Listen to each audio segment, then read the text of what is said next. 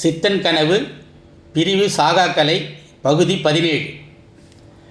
அன்பர்களே, சிவய நம என்று நாம் சாதாரணமாக உச்சரிக்கிற ஒரு வார்த்தை உண்மையில் ஒரு மந்திர உச்சாடனம் ஆகும்.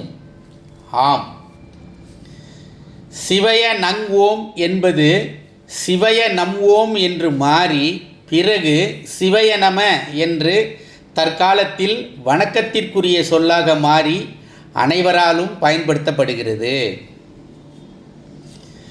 சிவய நங் ஓம், சிவய நங் ஓம், சிவய நங் ஓம், சிவய நம் ஓம், சிவய நம் ஓம், சிவய நம் ஓம், சிவய நமோ, சிவய நமோ, சிவய நமோ என்று மாறி சிவய நம, சிவய நம, சிவய நம என்று தொடர்கிறது.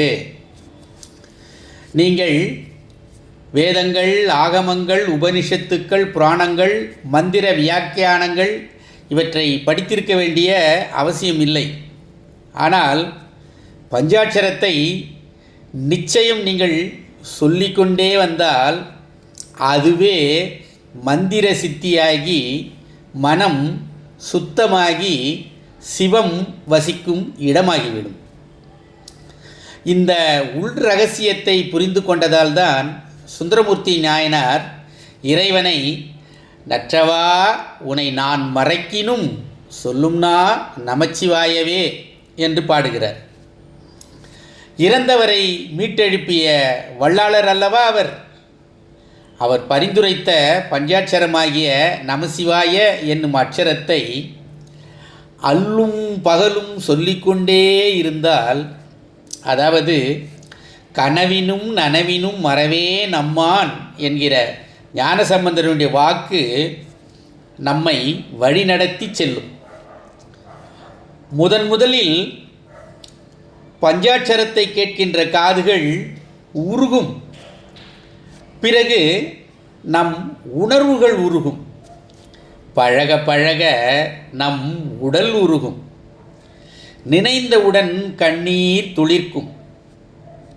கண்கள் காண்பதை மறந்து காதுகளே கண்களாகிவிடும். உங்களை அறியாமலே சிவத்தோடு பேசிக்கொண்டிருப்பீர்கள். இது அனுபவ உண்மை.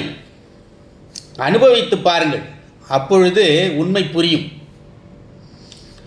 உங்களுடைய வைராக்கியம் எல்லாம் தூளாகிவிடும். உங்களுடைய வைராக்கியம் எல்லாம் தூளாகிவிடும்.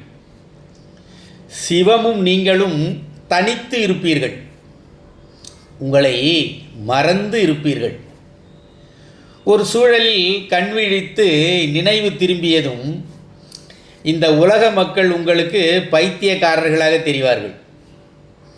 யாருக்கு என்ன தேவை என்பதையே தெரியாமல் உழன்று கொண்டிருப்பதைக் கண்டு உங்களின் இயலாமையினை உணர்ந்து கொண்டு விரக்தியில் சிரித்து கொண்டிருப்பீர்கள்.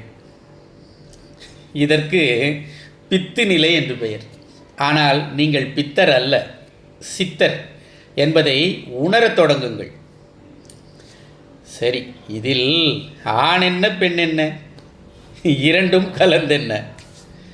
வாழ்ந்து பாருங்கள். வாழ்க்கை ஒரு முறை மட்டுமே. சிவாய நம. தொடரும்.